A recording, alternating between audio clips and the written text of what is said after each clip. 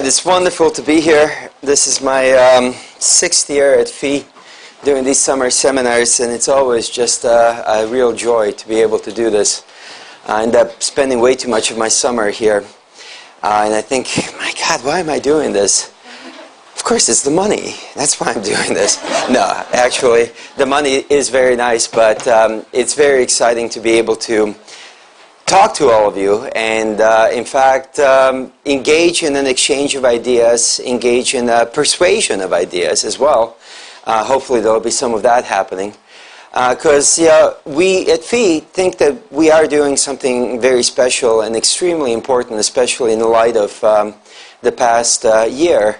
Though it seems to me that slide to socialism that we have been seeing has started very well under Republicans, and Democrats are just taking the ball and running with it.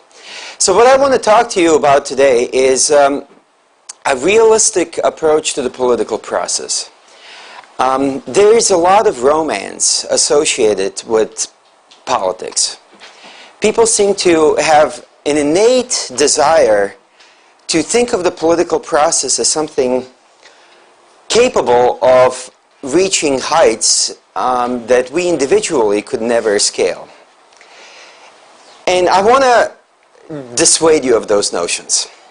And I'm sorry to put it in such stark terms, but with a president that we have today that has almost unprecedented support of the American people, it seems to me that the political naivete is running deeper than it has in many, many decades. And there have been lots of jokes about Obama walking on water, right? And even he's made some of those jokes himself. And this is, I mean, my God, the man and his wife just had a date, and it was all over the news. What is going on here? I mean, I find that slightly disturbing. That seems to me problematic, and I think this is just more of the evidence of this kind of deification of our politicians that we tend to engage in. So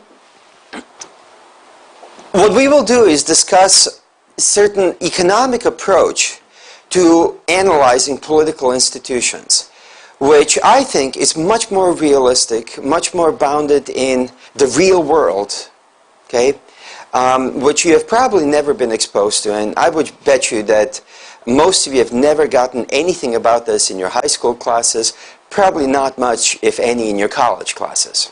All right, so the topic of the lecture is public choice economics. What is public choice economics? Well, it's basically the economic study of non-market decision-making. Economic study of non-market decision-making, or simply the application of economics to political science.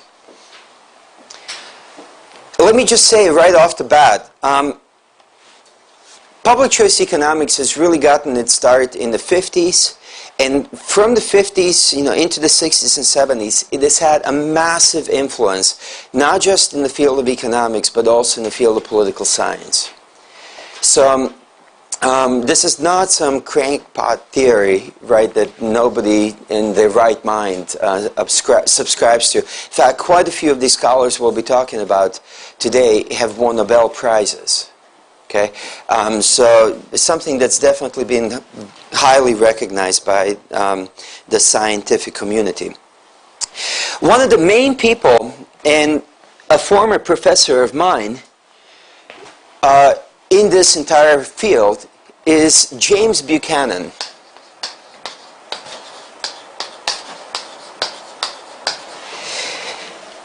James Buchanan is actually still alive, still somewhat teaching, I think, though he may have just last year retired completely. He was teaching part-time for quite a few years. He won a Nobel Prize in 1986 for his insights in all this public choice stuff, and I had 2 classes with him. And here's how he defines public choice. And at the beginning, I'm just going to give you a few lengthier quotes by him, and then I'll do my own thing. So here's what he says. Public choice provides analyses of politics of the behavior of persons in public choosing roles, whether these be voters, politicians, or bureaucrats. Okay, so, bless you. People in the public choosing roles, voters, politicians, and bureaucrats. Those are the three basic groups. So it provides an analysis of these things that were on all fours with those applied to markets and to the behavior of persons as participants in markets.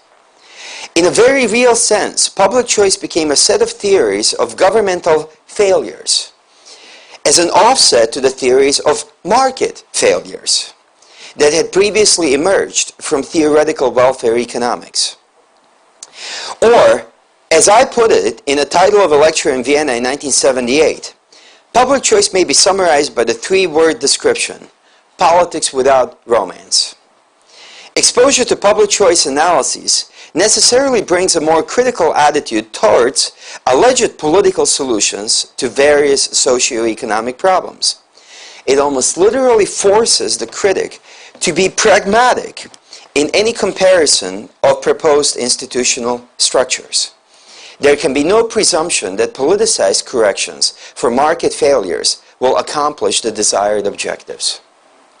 Okay? So let me just quickly explain what he's talking about here. For certainly a big chunk of the first half of the 20th century, what economists were engaged in is pointing out a lot of what they called market failures. So situations where markets did not perform up to a particular standard that economists expected. And you'll probably be exposed to this at some point this week, but it's in particular they were talking about the perfect competition theory, which is highly unrealistic. And you know, they said, well, if it doesn't reach to that standard, we have a market failure. There was very little thought given to, if we can identify a supposed market failures, things like monopolies, cartels, whatever, market structures like that, there was very little thought given to, well, is it possible for the government to correct these things? There was simply a presumption.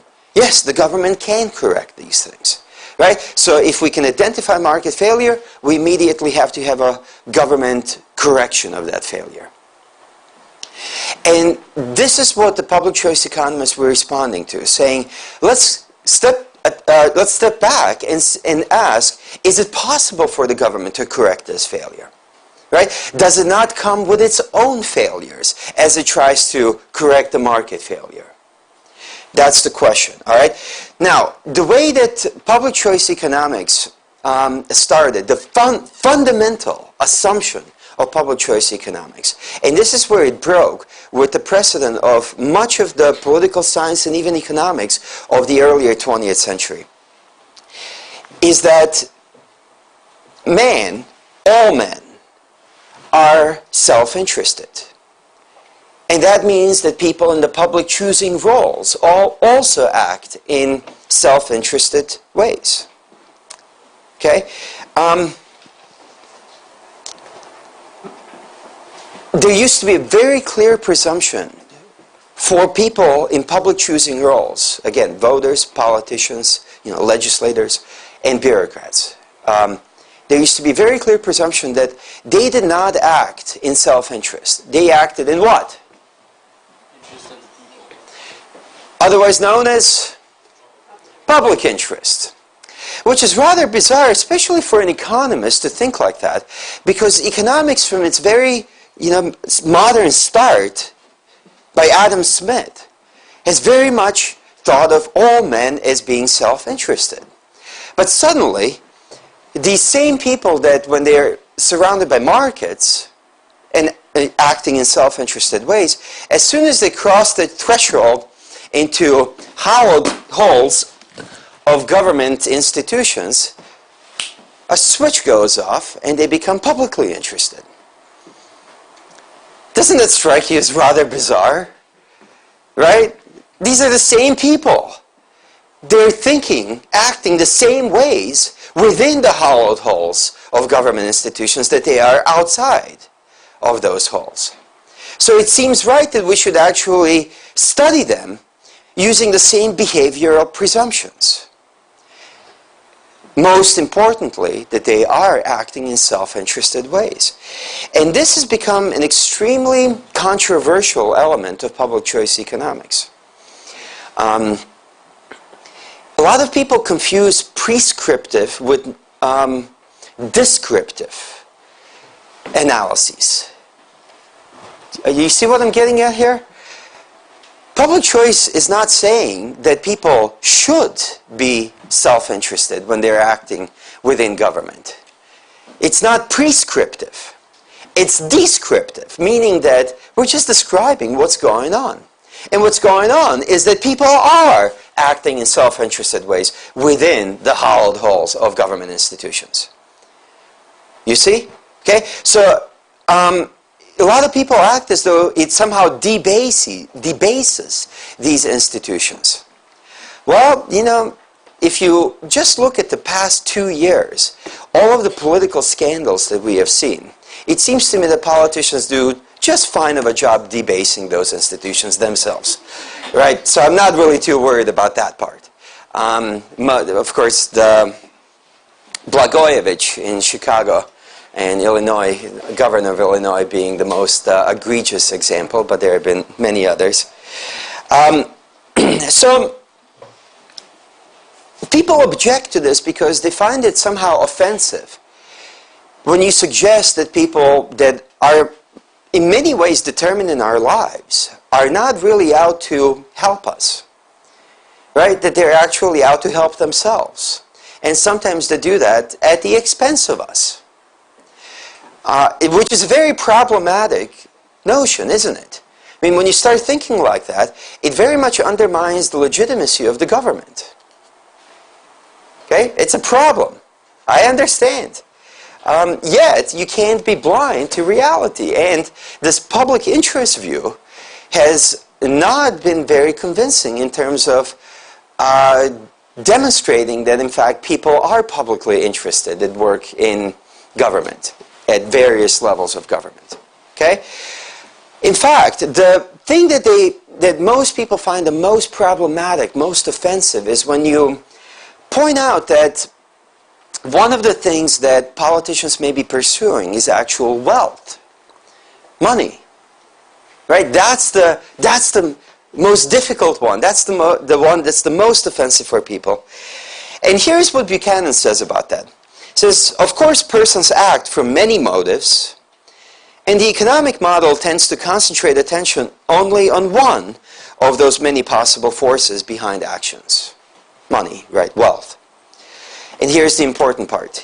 He says, but hypotheses, plural, that imply that promised shifts in net wealth modify behavior in predictable ways have not been readily falsifiable empirically. Okay, so what he's saying is that when you look at the data, and public choice has been all about data. They constantly are collecting different data on what politicians are doing and different legislation and how the legislation is impacting the flow of money into a particular district, etc., etc., etc. Right? It's a highly empirical undertaking. And the data show that if you have money flowing into the coffers of a particular politician or into his district or to the companies within his district that tend to give a lot of money in the form of campaign donations to that politician, that tends to be the legislation that wins, that politician votes for at the very least. Okay? So money does play, if you look at all of the empirical data, a very important role in terms of how politicians vote. And that means both on a personal level, allowing them to be re-elected, or slightly less directly in terms of helping their own district get more pork, right, government largesse, and which of course is going to also make it more likely that the politician is going to get re-elected.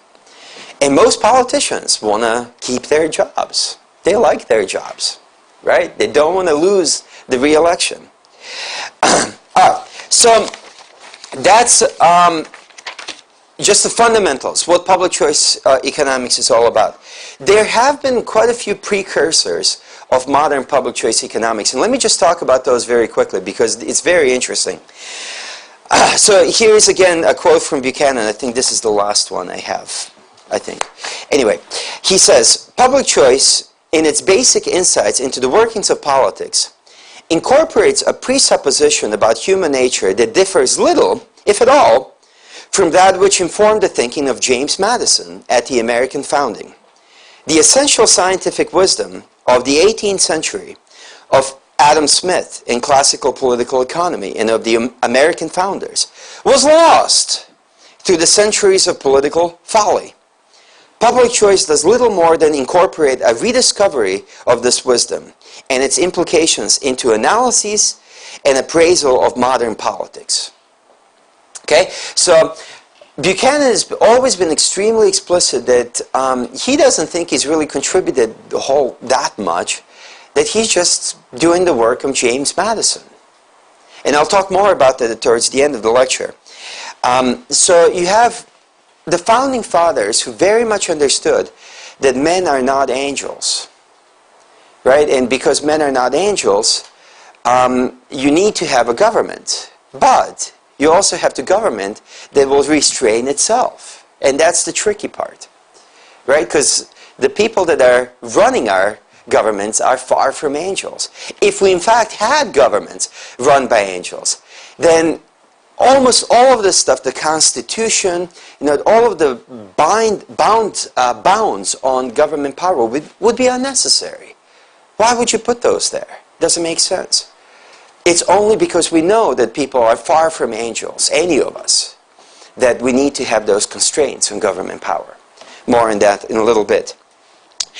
And in the mid-20th century, there was a great confusion about this.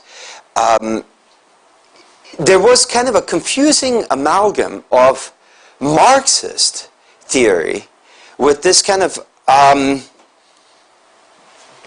ideal sort of social theory, that we can come up with the ideal institutions in our societies that are going to solve all of our problems, right? Marx is very interesting. Marx in many ways was a public choice economist. I don't know if any of you really studied Marx at all. But the Marxian story goes something like this.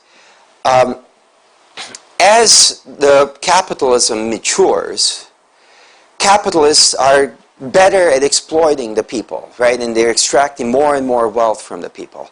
They do that mostly through economic means because they become monopolists, but also what we call monopsonists, meaning they're single buyers of labor. Okay? So labor has very few choices and has to settle for very low wages. And that's how they extract more value from the people, exploit the proletariat, right?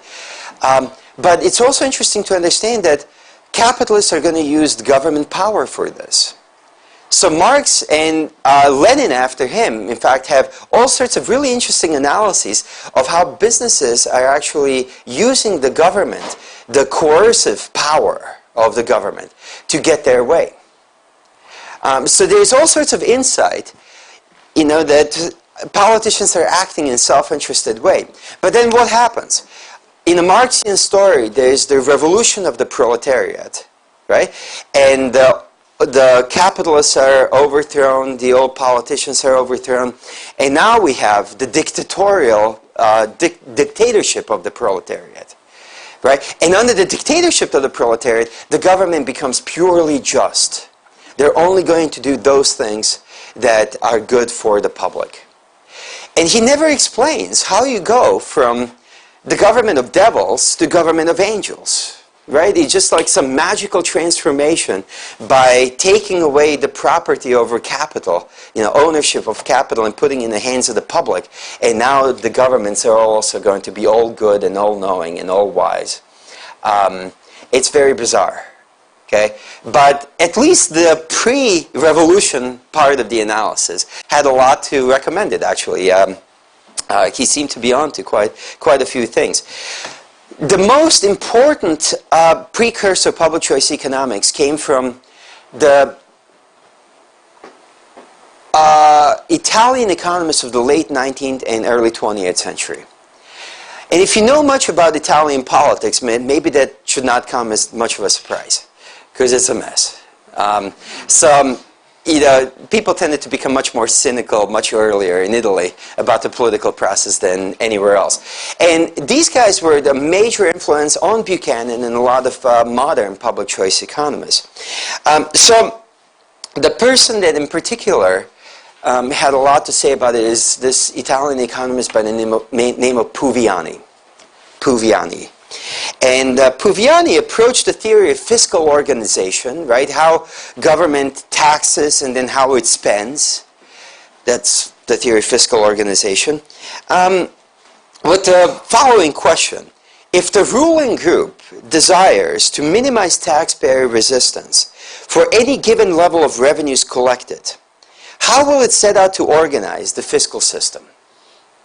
Okay, so that was his question. So you have the ruling group that has to get money from the population, and it has to spend that money. And of course, ruling groups really like to spend money. That's what they do. That gives them power, and that gives them influence. So they will want to spend as much money as possible. But that means extracting as much money as possible from the ruled group, right, the rest of us. So how do you minimize taxpayer resistance to that? That was the question that Puviani asked. And his answer was that the ruling groups will engage in creating what he called fiscal illusions. Many fiscal illusions. What are fiscal illusions? Well, they would have the effect of making taxpayers think that either the taxes to which they are subjected to are not that high, or that they are getting a lot for the taxes that they are paying. A lot more than they actually are paying. Okay? So, fool the people, basically. Right? That's what we're talking about here. And, Italy at this time was actually a democracy. There was, pre-Mussolini, all of that stuff. So we're not talking about dictatorial regime. We're talking about democratic regime that these guys were studying. There are various institutions of taxing and spending organized in order to create these illusions. Puviani was able to point to quite a few of them, which seem to me highly relevant today. Okay? So, constantly talk about the benefits that we are getting. What kind of benefits are we getting from the government, either federal or state? What comes to mind? That's the big one, right? And it's interesting kind of to think that if we had complete peace, right, would you be aware of how much benefit you're getting from your military? So, I wonder what kind of incentives politicians are facing then. Don't they love war? I mean, everything is a war. We have war on drugs, war on terror. And these are all metaphorical wars oftentimes, right? War on poverty, war on illiteracy. What else? Greed. Huh? Greed. War and greed. It's all a war. Everything, it's like, yeah. Can we just let's just try to solve our problems without a war. How about that? It seems like a nice way to approach things, but that's not the way governments work. So, anyway, national defense. What other kind of benefits? Bailouts. Okay, bailouts, social security. Yeah? The roadway system. Roads, sure. Big one as well. Okay, public transportation. Schools.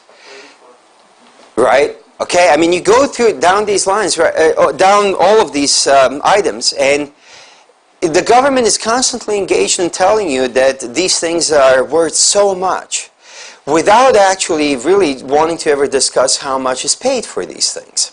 Public schooling is a very interesting example. I think most people agree that there are a lot of problems with public schooling, right? The results have been dropping, right? The bang for the buck we're getting seems to definitely be going down. here is an interesting statistic, and this is probably out of date now. It's several years ago. The average amount of money spent on a student in the public schooling system, and of course it depends, it's a state thing, and different states do it differently, but I think nationally it was something like $10,000, whereas in private school systems it was $5,000. Okay? And I can't imagine that anybody would argue that in fact private schools have much greater effectiveness in terms of educating kids than public schools. If you actually look at Washington, D.C., 90% of all of the legislators send their kids to private schools. All right? So they're hip to it, right? They understand what's going on. And yet, you're constantly hearing what an amazing institution this is, that, you know, we are... the reason why we can be a democracy is because we have a public schooling system. But they never discuss the bang for the buck. How much is spent versus how much do we get for it. Right? That's part of the fiscal illusion. But it's more deeper. It goes deeper than that even. Sometimes you can have taxes that are absorbed, hidden, in the form of an excise tax. Now, we do not have a lot of excise taxes in the United States. The most notorious one is in gas, with gasoline. You don't know exactly how much gas tax you're paying. You know, when you get a receipt, it doesn't list it there, right? There's usually the pumps will have a little bit, you know, it'll be written on there, how much you are paying per gallon. But it's different than a sales tax. You go to a grocery store, right, and there is an item there that shows you how much tax you paid. Excise taxes hide that. And excise taxes are much more common in other countries around the world where, you know, politicians want to engage in more of these fiscal illusions. But here's where it gets more interesting. Probably the most notorious fiscal illusion is public debt. Deficit financing. Okay? I'm not sure how many of you have been paying attention to these things, but we have a huge problem with that right now. We have, what the heck is it up to now? 1.3, 1.4 trillion dollars deficit? Somewhere in that range, whereas the highest ever last year in the history of the United States was half of that, okay, 700 billion. In percentage terms, we are looking at about 10% probably of the GDP in form of a deficit this fiscal year, which runs out in 3 months. 3 months from yesterday, I think. September 1st, fiscal year ends. And why is this a fiscal illusion? Well, here's what's going on. The government is spending all this money. Right? And you're thinking, great! People are getting jobs, right? GM is getting bailed out, Chrysler is getting bailed out, Wall Street's getting bailed out. This is awesome! You know? Why don't we just have government give tons of money to everyone, right? Which was Bush's solution. He just sent checks. And it was like, thank you very much, Mr. President. You know, everybody felt like we were just getting free money from the government. He did that twice, actually, 2001 and then 2008. You would get checks. Actually, my wife, who is a very smart woman and actually tends to follow some of this stuff, she told me just right before I left, she said, why haven't we received our check yet? I said, what are you talking about? What check? Well, taxes were cut. Isn't the check coming? No, Obama believes in spending the money himself. It's not like Bush in that way. But the problem is still, it's not, you know, how the taxes are cut. The problem is that the government is spending the money that it doesn't have. Right? How can it spend money that it doesn't have? Well, it borrows it.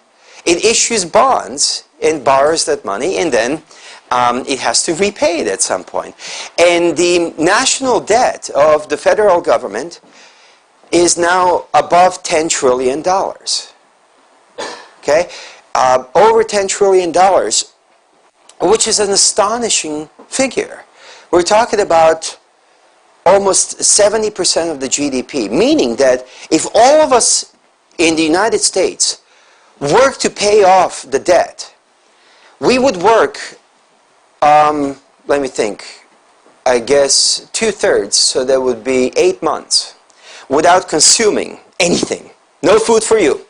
Water? Probably not.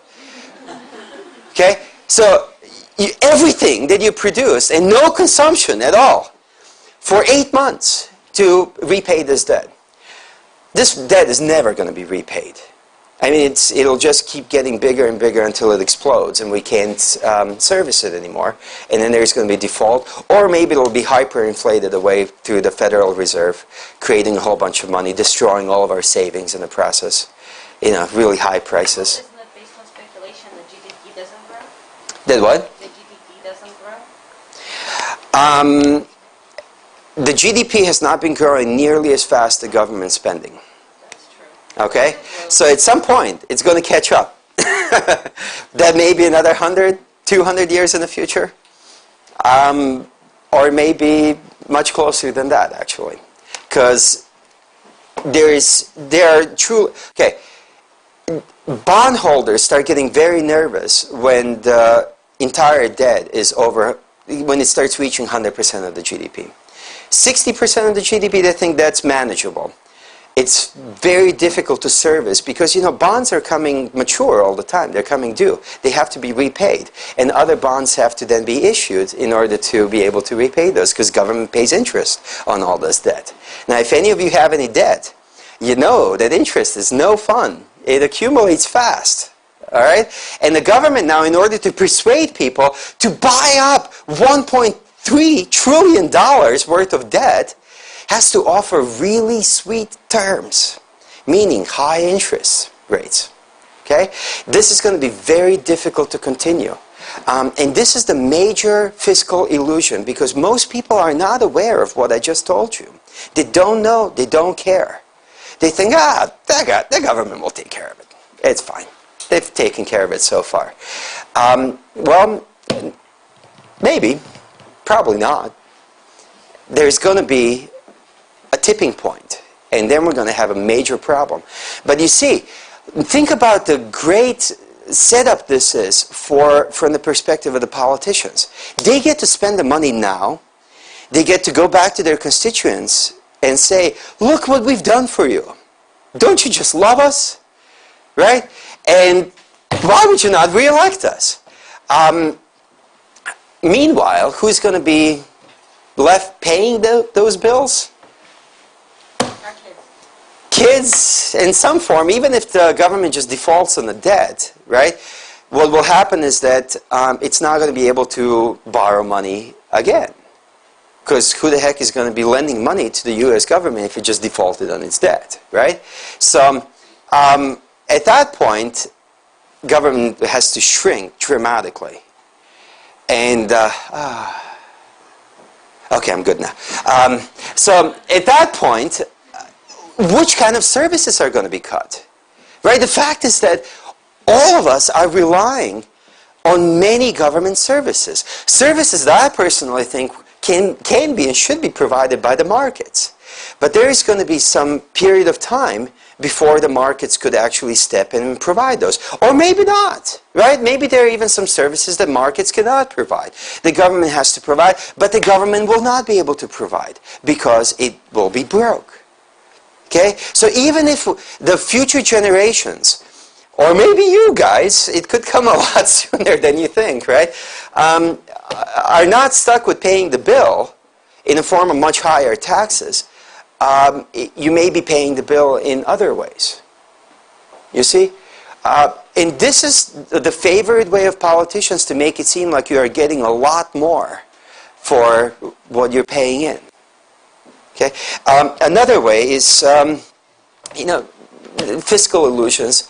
Politicians making false promises, right, all the time. And people pay attention on the campaign trail. But once you're elected, most people forget. Already Obama is waffling on all sorts of things, right? But he's not the only one. I mean, this is the nature of politics. That's the way it works. You make promises to get elected, and you forget about all those promises, and you do, what you have to. So more fiscal illusions. So that was the kind of Italian contribution, and that was what got Buchanan really interested in this particular topic. One more precursor to modern public choice economics. Friedrich Hayek. You probably heard a little bit about Hayek last night. Okay, a student of Mises, Ludwig von Mises, one of the two main guys for everybody at FI here. We're big fans. We love Mises to pieces. Hayek had this very popular book, strangely enough. I mean, he always thought of himself as a pure academic. He was not writing for a popular audience. He really wasn't interested in that at all. But he wrote this book in 1944 called The Road to Serfdom. Any of you heard of it? Yes. Very good. This book ended up being excerpted in the Reader's Digest, which was very popular at that time. And all of a sudden, Hayek got massive readership, something he was completely not expecting, and became a public figure. Well, this book was highly controversial because he examined the way things work in a dictatorial society, and he tried to draw some of those lessons for democratic societies. Okay, and you know the title is The Road to Serfdom. You know, like a feudal system, a feudal serf. So he's saying, you know, we're basically being enslaved, little by little. We are on the road to being enslaved. And one of the things that he discussed in there, he said, a collectivist society, a society that's not about, you know, giving liberty to individuals, but it's always about collective. We're going to have collective health care. We're going to have collective retirement plans, you know, social security. It's all collective, right? A collectivist society would be all about pleading of special interests. We're different groups that will have different amount of political power pleading with the government to get benefits for themselves. So he was very cognizant of this fact, and we'll talk much more about that here in a bit. But more importantly, he discusses the role of incentives facing those that are in charge and exactly how they will be selected. And this was, most importantly, this applied to a dictatorial society, okay? But he said, look, in a dictatorial society, the top rung of the ladder, we're talking about immense power, right? Immense power that's going to be wielded by one man. Who do you think is going to get selected for that position? Is it going to be the nice guy? Or is it going to be Stalin? Right? There are still people that describe themselves as Trotskyites. I don't know if you know what that means. Leon Trotsky was one of the communists that was there, Bolsheviks, I should say, that was there during the Russian Revolution, the Bolshevik Revolution of 1917. And when Stalin died, which was, what, 1921, I guess? I think that's what it was. Well, I'm sorry, Lenin died, yeah, 1921. There was a power play, right? And there was basically Trotsky and Stalin. Trotsky was an intellectual, you know, he was the kinder, gentler communist. And there was Stalin, who was just a thug. And like the supreme thug, really. And who won out? The thug. And that's the way it's always going to be. Right? Because when the reward is absolute power, those that are the most unscrupulous in their means of achieving that power, gaining that power, are the ones that will be selected. And so Hayek actually had this chapter in The Road to Serfdom called Why the Worst Get on Top. All right? Now, it's not quite as simplistic in a democratic society. But I'm really not so sure that it's that different. Looking at the Obama presidency for the last 3 months, 4 months has it been now? 4 months. I've come to the conclusion that this man is an unusually good liar. Okay? And I think you actually have to be to get to the position of the President of the United States. Pretty much everybody agrees that Clinton was an unusually good liar today. We're still not sure about Bush. Was he an unusually good liar or just an idiot? It seems to be one of those two things, or maybe some combination. Sorry if I'm ruffling any feathers here. He didn't even need to lie. Sorry? He didn't need to lie. He didn't what? He didn't need to lie. He didn't need to lie? Why is that? He was so... Clueless? Yeah. Maybe so. The history will tell. You know, these are people that I look at. I mean, certainly nobody, again, would think of Clinton as having a very great sense of moral propriety. Okay? Right? I mean, you guys are kind of young, but I don't know if the words blue dress mean much to you. You know, these are people, and I'll look at most of these politicians. I would not let them babysit my dog. I mean, I would like worry about my dog, you know, like what's going to happen to the poor thing. And these are people that are making decisions for the rest of us. That's a very frightening thought to me. I do not think that people that get selected through the democratic process are actually the people that are the most moral, upstanding members of our society. It seems to me quite the opposite, that the most moral and upstanding members of our society steer as far away from politics as possible. Okay? So this seems highly problematic again to me. And Hayek had a very important point as a precursor of public choice economics here. Okay? Can we leave the questions for the end? Okay. Sorry, I just want to keep going here because I'm running late. All right, let's talk about some early developments of actual public choice economics. 40 minutes into the lecture. Yikes. I'm sorry, I am going to go long. I'm not going to give you half an hour of Q&A, and I apologize about that, but I really want to cover this stuff, and there's discussion sessions every night of the week, so we'll have plenty of time to talk about it. But I'll try to finish up as fast as I can. All right, so initially, we're talking about the early 50s, the field of public choice really starts up by looking at the issues such as group decision making, you know, committee voting, direct elections, very kind of practical stuff, very small scale stuff. That's what public choice economics is all about initially. The two figures that we're talking about here are Duncan Black and Kenneth Arrow.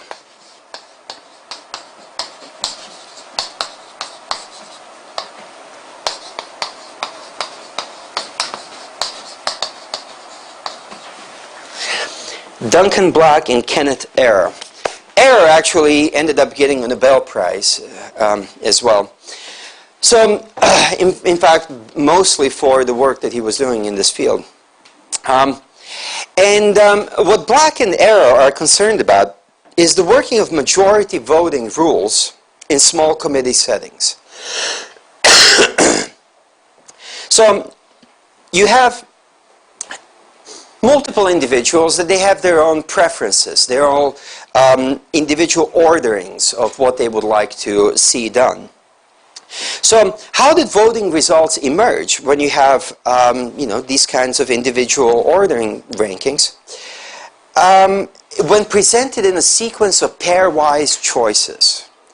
Okay, meaning that you have different options that they can vote on. And they're voting like, okay, A against B, B against C, C against A, something like that. All right? So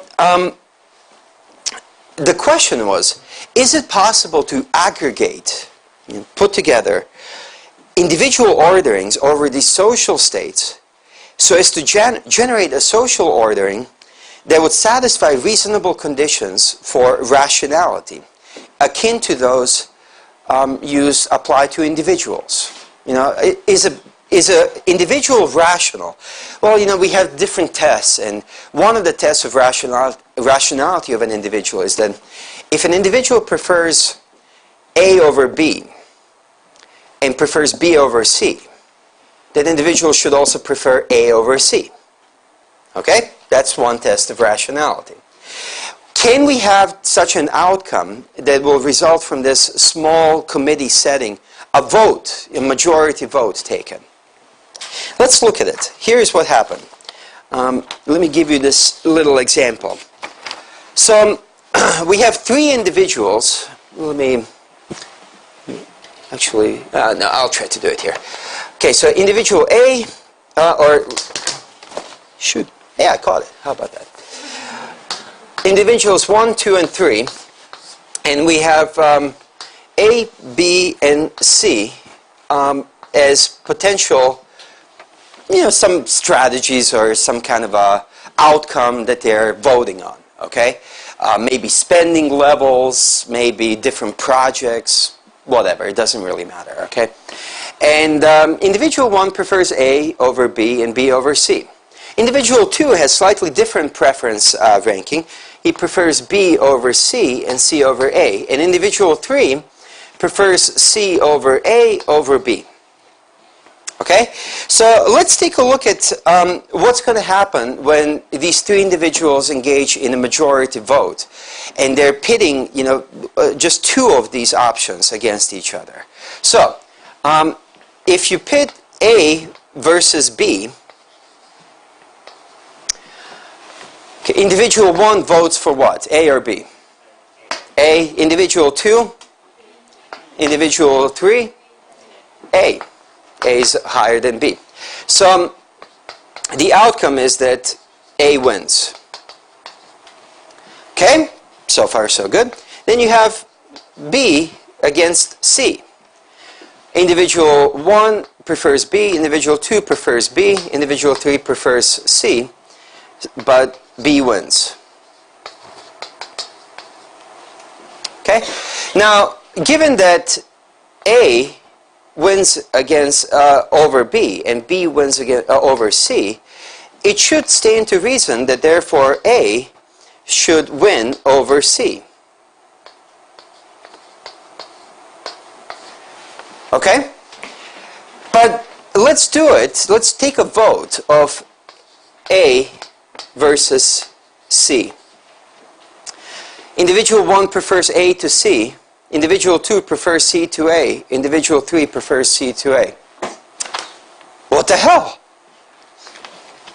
C wins.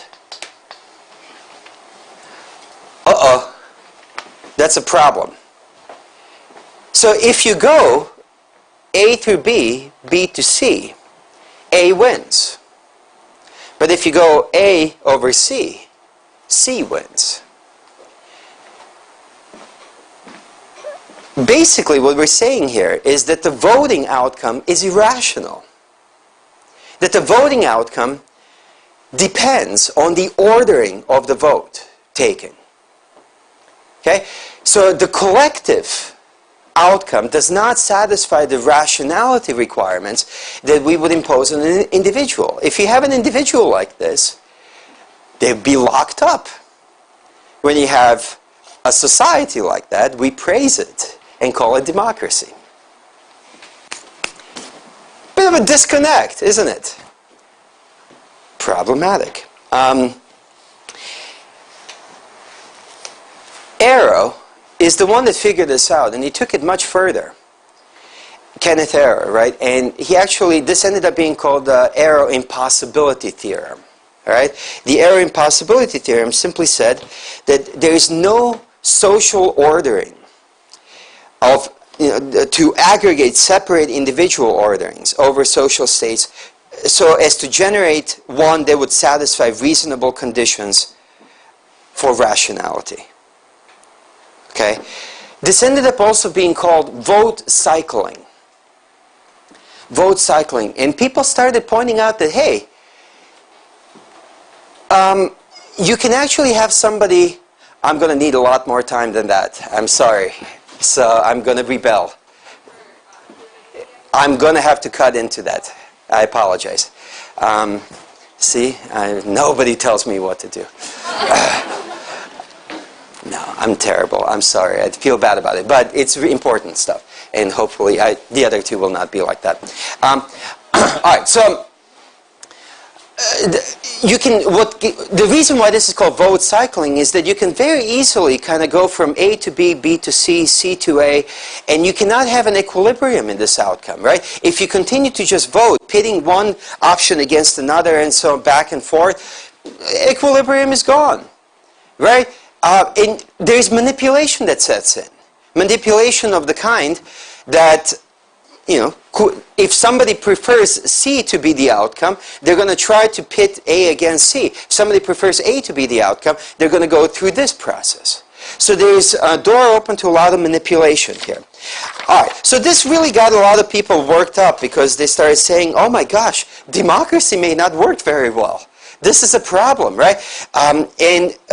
Duncan Block actually came up with a solution that we call the median voter theorem. Median voter theorem. He applied what he called a single peakedness assumption. Single peakedness. It's a funky way of, see, economists, we have to have phrases for everything.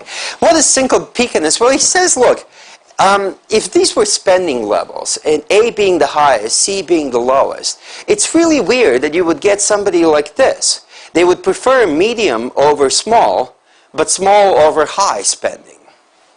Right? That's a kind of a weird thing to want. So if everybody's preferences had a single peak, so A, right, then all this nasty stuff disappears, and we have rationality from voting.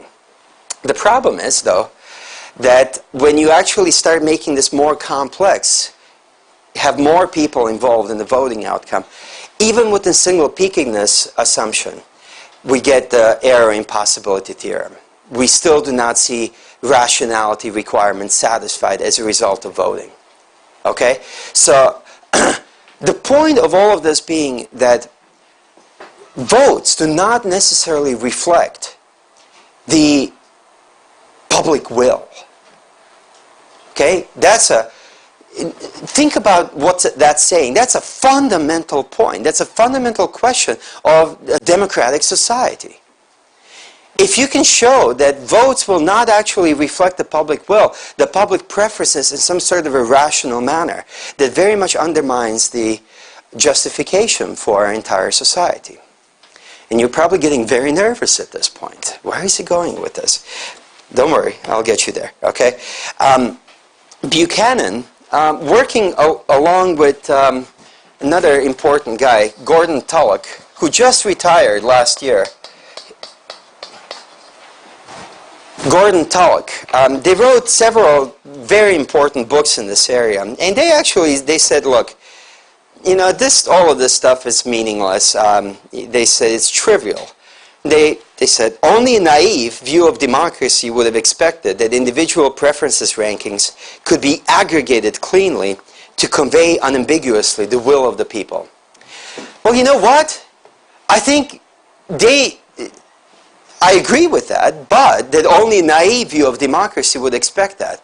But I think that's pretty much all we've got today. It seems to me that almost everyone on the left and the right has a very naive view of democracy. We were trying to export democracy to Iraq. Hasn't worked out so well so far. We'll see. It's in process. I've got my doubts. But there was this great view that democracy, the great, right, that it can solve all problems, including terrorism, if we just have a democratic society. The way that Tullock actually phrased it, and Tullock is a very cantankerous man. He's a blast to be around, but not necessarily to have as your professor. He can get a little nasty sometimes. But the way he put it is that democracy is either illusion or fraud. By the way, a lot of people thought that he was cheated out of the Nobel Prize, basically because he's got such a pugnacious personality that they didn't give him the prize. They should have given it to him at the same time they gave Buchanan the prize. But because he's kind of nasty, they didn't. So this was really the start of public choice economics, understanding that, hey, voting has certain serious problems, and it's not just going to give us a clean, aggregated outcome. Another very important early development came from Anthony Downs. And Anthony Downs, here's very interesting what he had to say. He looked around himself, and he was actually quite progressive, I guess it's called now. like it was 100 years ago. He liked the government doing these things, and he was very upset that voters were so ill-informed. They really didn't seem to know anything, right? Which I think is very much the case still to this very day. And he said, why is that? Why are people not taking their civic duties more seriously? So he engaged in some study of it, and here's what he came up with. He said, look, any kind of a vote except the most local one, right? You're talking about tens of thousands, maybe hundreds of thousands of people, right? That you are voting with. The odds that your vote will have any kind of an impact on that election are so low that it really, and that's the benefit. I mean, why do you vote? Well, you vote because you think your vote's going to make a difference, right? Well, what if it doesn't make a difference? And if you look, actually, if you guys voted, go back to your elections and look at the actual numbers, right? Your vote was one of probably many hundreds of thousands in whatever election, if you talk about Senate or representative or president, right? Your vote did not make a single bit of difference. I'm sorry to tell you that. But you see, and people get really pissed off at me when I say that. But here's the thing. It's the fact. And people know that. That's why people do not put a lot of time into making themselves informed. Right? Because the time that they have to put into making themselves informed could be used in other ways. There are opportunity costs, as economists say, right? What else can you be doing with that time? Well, you can work, you can rest, you can spend time with your family, right? You can exercise, you can read a good novel, you can sit and watch, I don't know, some dumb comedy and drink beer. That's still going to give you much greater benefit than voting. Oh my God, did he just say that? I'm sorry, but that's the way and this is the way American people act. If you look at how many Americans actually vote in elections, it's usually about what, 40%? Something like that. The rest don't even bother. And they've done polls on the 40% that vote, and they, try to find out how much they know. They know nothing. Okay? It's not that they're idiots. These are usually very smart people that actually have very responsible jobs. There are just no benefits to becoming informed by working through the political process. So this is what Anthony Downs ended up, he explained that abstention from becoming educated and from voting even is the rational policy. That's what makes sense. And the way he described people is as rationally ignorant. And I don't mean ignorant here like a put down. I mean as a factual statement, not knowing. Right? So most people in democratic societies are rationally ignorant. They know very little. And that's the rational policy. Okay? Yet another problem here. All right. The next step here of public choice economics. Probably the most important contribution of public choice economics is this framework of political markets. Framework of political markets. Tullock was very important in this. So the way that public choice economists talk about political markets, you're going, political markets? What the heck is that? Well, it's politics. It's where people make deals, right? Legislators with voters, legislators with bureaucrats, deals are being made. Okay? And here's how public choice economics thinks of the political institutions, in the sense of a political market. Politicians are modeled as providing a brokerage function in a political market for wealth transfers. So what's being traded? Wealth. Wealth transfers from one group to another. Through taxes or other means, doesn't really matter. But there are some kind of wealth transfers. And that's what's being traded here. Individual voters and special interest groups capable of effective political organization demand such transfers, evidencing a willingness to pay in some combination of votes or campaign contributions.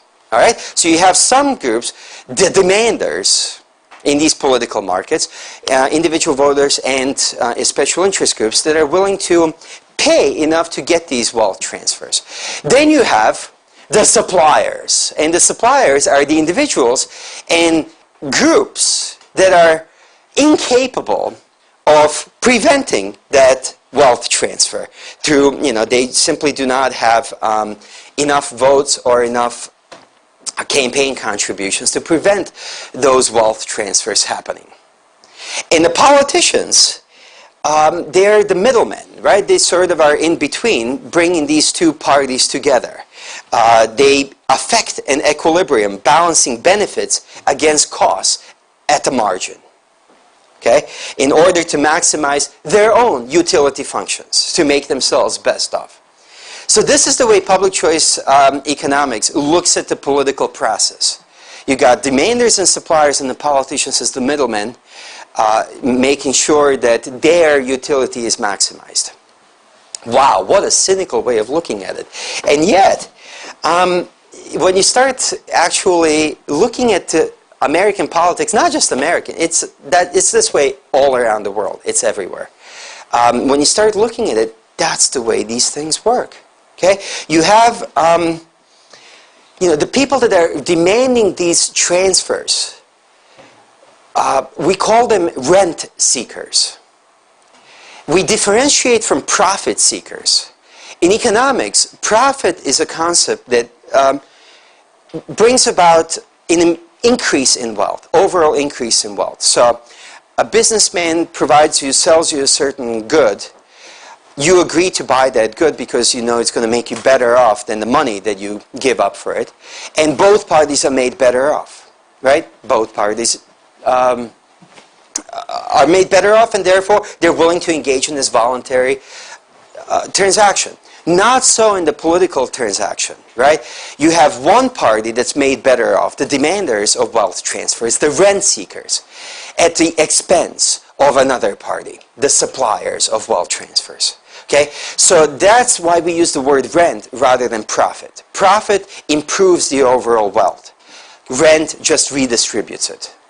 Okay? So rent-seeking behavior is all around us.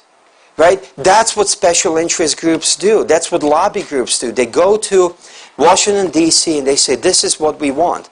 And it'll come at the expense of somebody else. The most notorious examples of that are protectionist measures.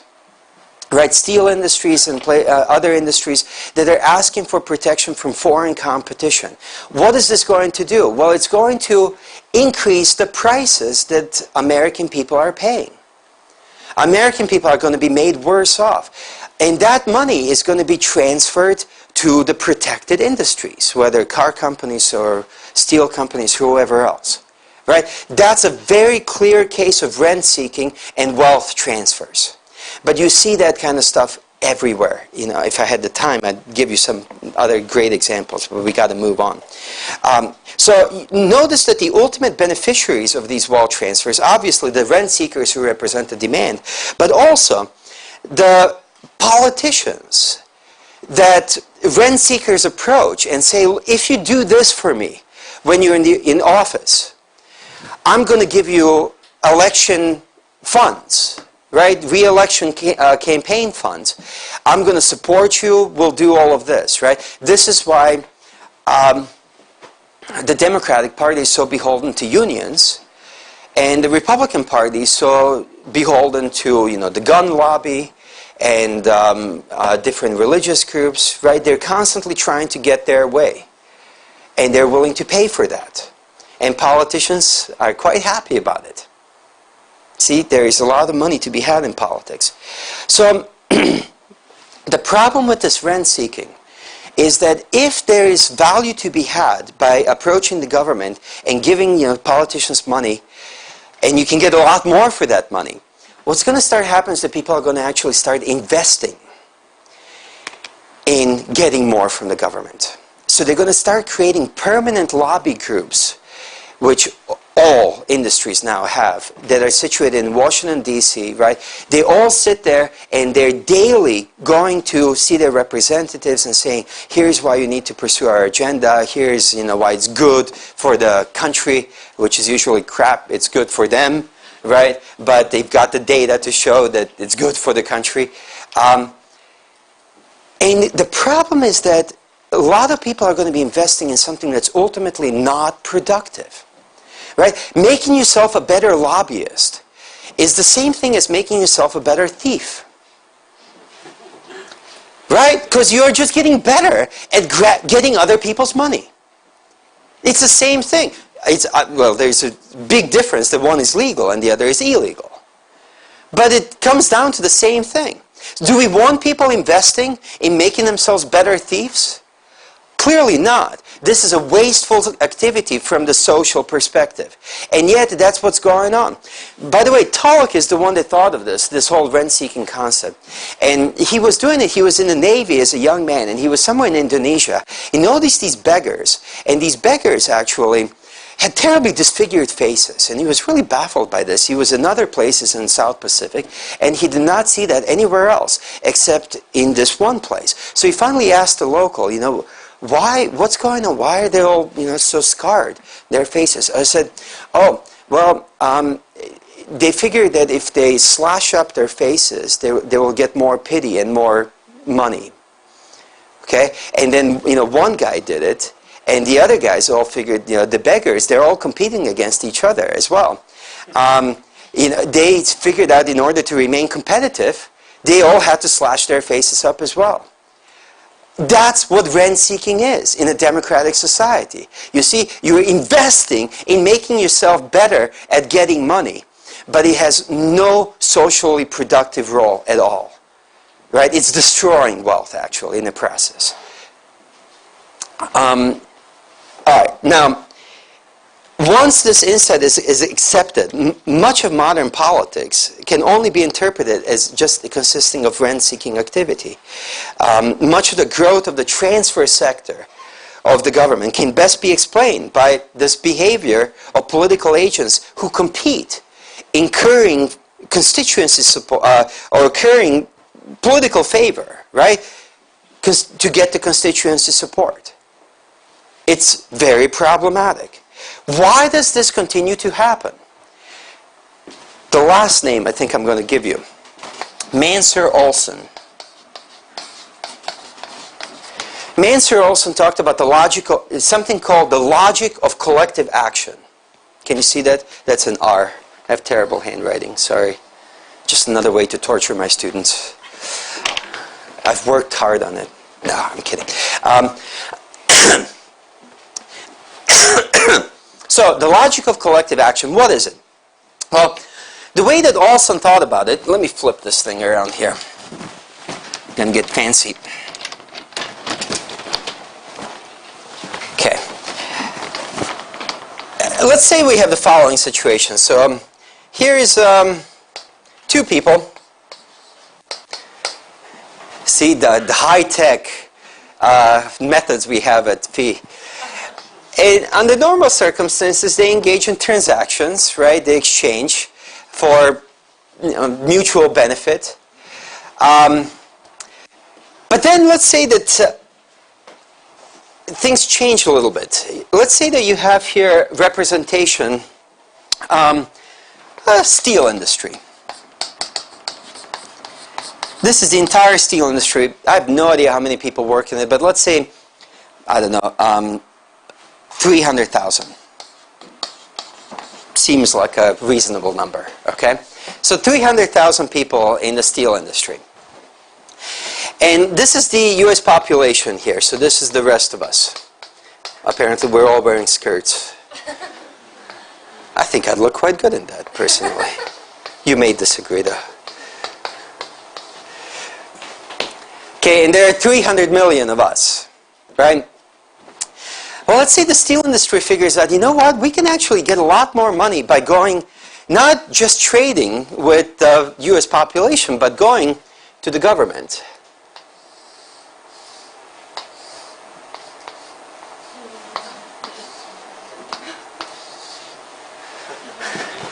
Small head, big body, you see.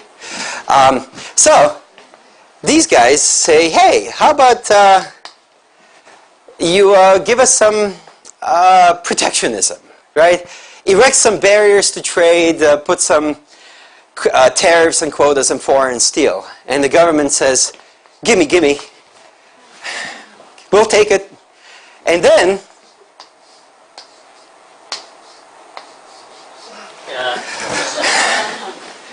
points the gun at the rest of our heads and says, you will pay this, right? You will pay this higher price. And let's say that per person in the United States, we only have to pay $10 more per year. Okay, so as all of this stuff for steel and stuff made with steel, we end up paying $10 more. So how much money are we looking at here? Well, we're, by my account, looking at $3 billion. So, you know, times 10 here. So $3 billion, that will be, is that right? Yeah, I think that's right. That has to be distributed among 300,000 people. So we got 5 zeros here. Get rid of 5 zeros here. What are we left with? 1, 2, 3, 4 zeros. So that ends up being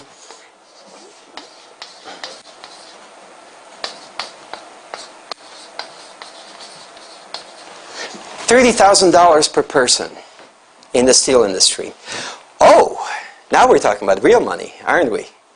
So you see, the steel industry, being aware of that, they're going to lobby like hell to get this protectionism.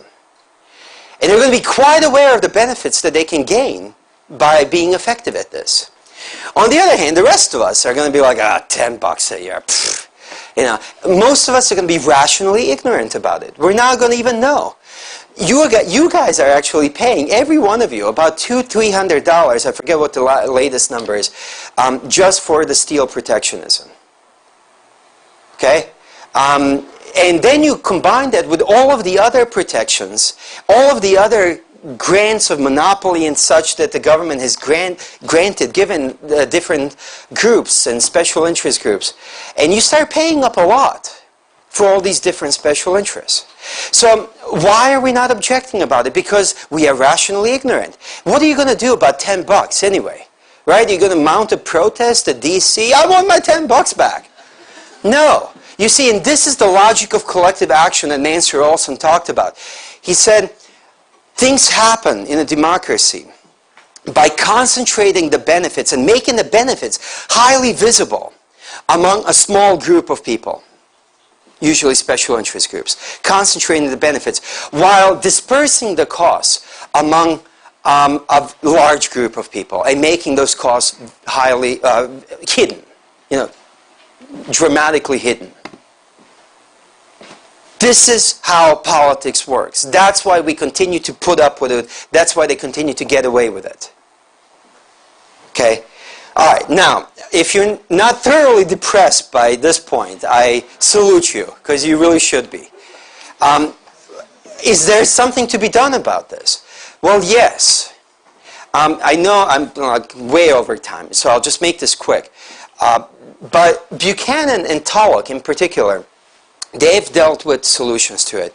They actually came up with a whole new era of economics. Because once, you know, public choice is depressing. I mean, really, you kind of look and say, well, what is to be done? And in fact, a lot of public choice economists say that, you know, what is efficient. So the current setup is the most efficient setup, and we should just accept it and be happy. Well, that's just not good enough for me and for many other people, and including Buchanan and Tullock. And what they said is that we can do better. And we can do better by looking at the wisdom of the Founding Fathers. So their point is that none of this would happen if you have requirements of unanimity, or at least supermajority, right? So if anything that happened by all of the voters, or the supermajority, let's say 80% or 90% of the voters voted for it, then things would be much more difficult. Or this kind of redistribution of wealth, transfer of wealth would not happen, right? But how do you get there? You know, how do you get to that point? Nothing would probably happen if you had supermajority requirements. And Buchanan and Tullock said, That's why we separate politics into two spheres. The important constitutional level politics and then the ordinary politics. And this is basically what Madison did. We have constitutional stuff where we require a supermajority, right? And that's supposed to protect all of our rights. And then you have the ordinary politics that, as founding fathers envisioned it, would be extremely limited. That would not be able to engage in the kind of wealth transfers that we constantly see today. Okay? And the way that Buchanan envisioned it is, he said there would be like a veil of ignorance. So that if we all stand behind this veil of ignorance, not knowing what our social position is going to be, we would all be happy to agree to the constitutional rules that do not give the government the power to just randomly redistribute wealth.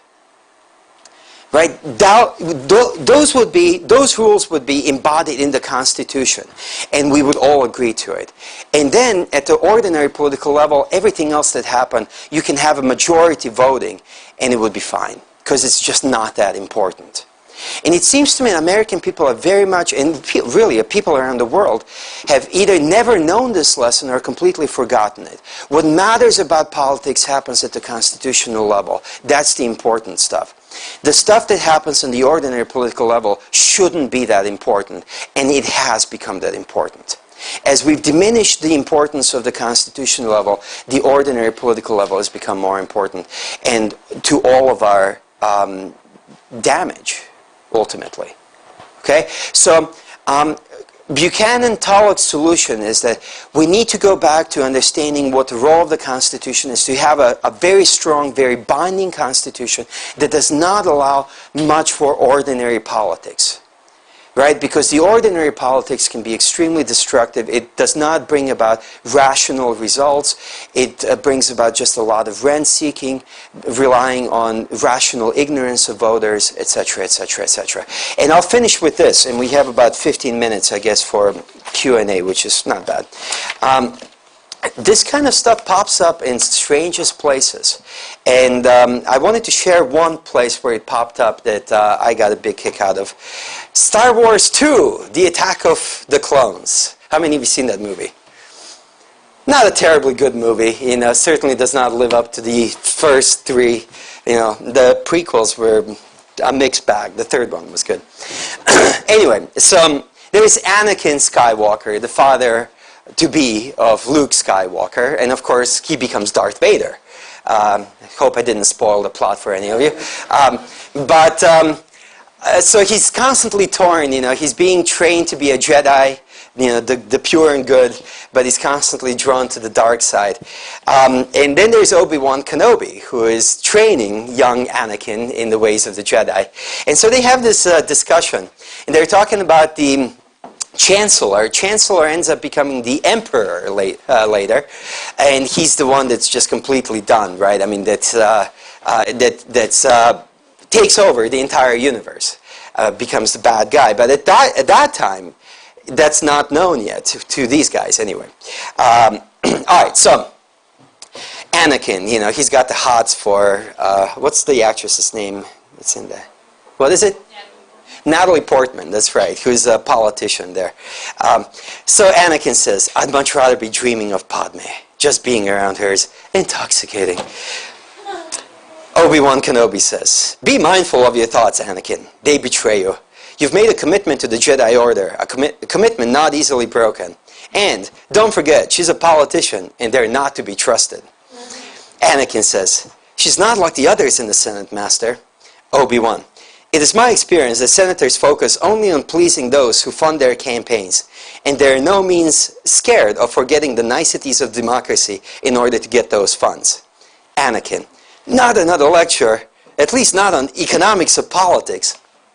Wow, how cool is that? Economics of politics in Star Wars. And he goes on. And besides, you're generalizing. The Chancellor doesn't appear to be corrupt. Yeah. Obi-Wan, Palpatine is a politician. I've observed that he is very clever in following the passions and the prejudices of the senators. Anakin, I think he is a good man. So there you go. I'll leave you with that. All right. Any questions? Yes. Yeah. At the beginning of your lecture, you said because all men were not angels, so we need a government.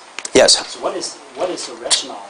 My point is that even if all men were angels, we still need a government because there's economies of scale in doing something. Like what? For example, offering public goods. Well, no, because if you have... Why are public goods? Because supposedly they would not be provided by the market. National defense being the big example, right? But why are they not provided by the market? Because people in the market operate according to self-interest, right? Angels are not self-interest. No! Right? That's the difference between humans and angels. Angels are there to just carry out God's will. They have no stake of their own. Once they do, they end up down below, right?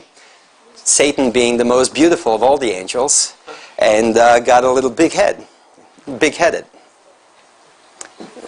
Yes? Yeah? I had a question. What do you think caused the break in where the moral and upstanding people, like, say, a George Washington or some of the founding fathers, people like that are not in politics anymore?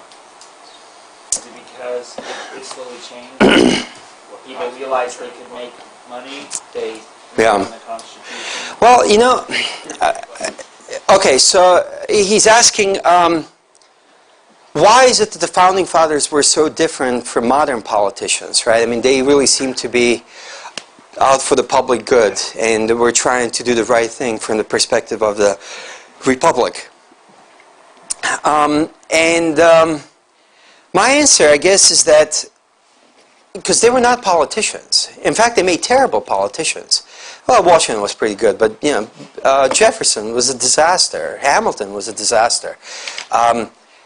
They were revolutionaries. They were philosophers. They became revolutionaries, and they ended up being held in high esteem by the people, right? And therefore, they were able to be in a position to make these political decisions. But you would not get those kinds of people selected into public office today. There's no way, and they probably wouldn't be seeking those kinds of people that are around today. They would not be seeking public office today. That seems to me the case. So it's a accident of history that the revolutionaries were people that were highly, they had high integrity. They had a deep understanding of what they were doing, and they were therefore, after the revolution, in a position to form the nation. I just had a question. When you were talking about lobbying, I was a lobbyist too, and I think part of the problem is there's this really terrible notion of lobbyists that you try to buy votes and stuff, and in a sense you do, but is that wrong if you're lobbying for the cause of freedom? Like, say you are lobbying for a bill that allows, less strict conceal and carry laws. And I think part of the freedom movement in general, being up at the Capitol, there's a ton of people there asking for money, all these different organizations, teachers, et cetera, but there's no one saying, here's the benefit to public good by not giving these people money. Well, look, I mean, I don't blame any lobbyists. I don't think of them as evil people. I think of them as people that are acting in their self-interest. And I highly suspect that almost all of them are not cynical people and that they really believe in what they're doing.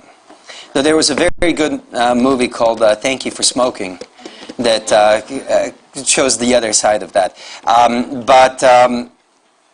The problem is the system.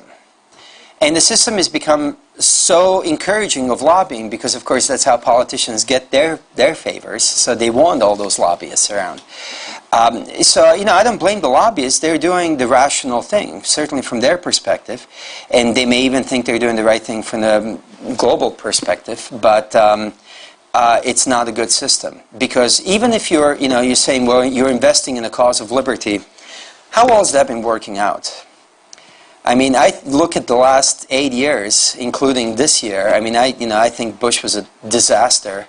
I think, Obama's going to be a disaster of equal proportions, maybe bigger. And lobbying for liberty has not been working out. It's been an utter failure. So it seems to me that the fee model is one that's much better in a sense of educating people rather than going and trying to change the policy. And at some point that has to translate into changing the policy. And I don't want to tell anyone what to do or what not to do. And it's a complicated issue. But it seems to me that ultimately, lobbying for liberty has not worked out so well. But have we been doing it? Oh yeah, there's been quite a lot of it. You have Cato and Heritage and CEI and lots of other. Actual lobbyists in D.C. that go and take the politicians out for dinner. Yeah, I mean and those are think tanks, but there are different lobby groups that are engaging in those kinds of things. We can talk more about it later. Let's see who had. Go ahead. Yeah. Yes, thank you. I want to know what the right size of government should be. Actually, economists have done some work on that. And what should the right size of government be? Okay, and what some economists have done is looked at different sizes of government and then looked at GDP growth. Okay, and it's a very interesting thing because the bigger the government, the smaller the GDP growth. All right, most governments tend to be at 40% of the GDP or higher. Okay, that's how much they're taking in, and it's you would expect kind of a line like this, right? So if you have no government, there would be very little GDP growth because it would be anarchy, and there are some people that like anarchy, but I'm a minimum government guy. But you don't see that when you look at the data. It's just a downward line. Okay, so it seems that, in fact, the estimates that have been made have said about 15 to 20% of the GDP, if you have the government at that size, that would probably maximize the GDP growth. Now, of course, there are many other factors that GDP growth is not the only thing that matters, but there you go. One thing for sure, it's a lot less than it is today, almost anywhere in the world. And Hong Kong is a great example. Hong Kong has probably had the smallest government of the last 300 years. They were able to grow by leaps and bounds. It's rather amazing. Can I take a few more minutes, would you mind? Because there are a lot of questions here. We'll take 2 more questions. All right, go ahead. What do you think would be the solutions for the externalities that free riders need? The solution for the externalities that free riders Which externalities? the Sorry? bad ones, like the free riders. Yeah, do you have a particular example of it? Well, for example, like, I don't know, in Guatemala, the people that don't... I was just there 2 months ago, yes. Nice country. Go on. Well, like, people that don't pay taxes, like the bus, and they ride anyway, so all the rest of the people that pay their taxes have to pay for them to ride. And the conditions of the public transport is really bad. So how do you think that by doing laws it will help or not? Well, I think we have this kind of a problem, right? Is that you have wealth transfers done by the politicians to benefit a larger group, the poorer people, so they'll vote for them, and they take money away from the rich people who are much fewer in numbers. It's very complicated when you get down into the details of this stuff. How is that to be solved? I have no idea. I have a few ideas, but that's kind of, I guess, what we really. The problem you're talking about is the same problem that we are facing here, and it's in everything, right? How do you get the government out of these things that it's not doing very well, where it's just transferring wealth? And that's what this entire week-long seminar is all about, trying to figure out what the problems are and are there solutions? How can we change this and have a freer society? So let me kind of duck that question and say we'll deal with it as we go through this week. Okay? Yeah, the last question. This might be answered in following lectures, but at the beginning of your lecture, you were speaking about if we can identify market failures, what can actions can the government take in Canada to correct these failures. I'm just wondering. I think you may have misunderstood. What I said is that the opponents of freedom said that. Right. Right? I'm asking, what are the market failures and in whose mind are the failures? Well, externalities, that's always given, either positive or negative externalities. That's usually given as an example of market failure. Monopolies, cartels, also stuff like national defense, the fact that public goods, utilities. Right, like monopolies and cartels only occur because of convention. Right, and I'll be talking about that tomorrow, actually. That's my lecture. But, what I was trying to say is that even if you can accept that there are such things as market failures, the next step after identifying one is not, let's get the government to fix it. Right? So maybe this is actually a very good way to finish up this lecture, to go back to the very beginning. Because now we understand that there are serious government failures, right? All the stuff that I showed you, that the voting outcomes are not necessarily going to be rational, that you're going to have wealth transfers, rent seeking, right? There's going to be logic of collective action happen. The costs are going to be small and highly dispersed and benefits concentrated. If you start taking into account all of that, by no means is the next step after identifying a market failure, let's get the government involved, right? You really have to weigh the level of failures. And that's impossible to do because, how do you assign values to these things? So you kind of have to have a rule. Do we have the government try to fix these market failures, or do we simply live with them, knowing that if we try to fix it, we may end up with some much worse government failures? Right? Do you see what I'm saying? So it's a balancing thing. We live in a highly imperfect world. There is no paradise, right? So what we are trying to figure out is how do we minimize the problems that we have? And it seems to me that every time we introduce the government to fix problems, we end up with a whole slew of new ones that are much worse than what we started with. But we'll talk about that this afternoon, actually. So, okay, thank you very much. Have a good week.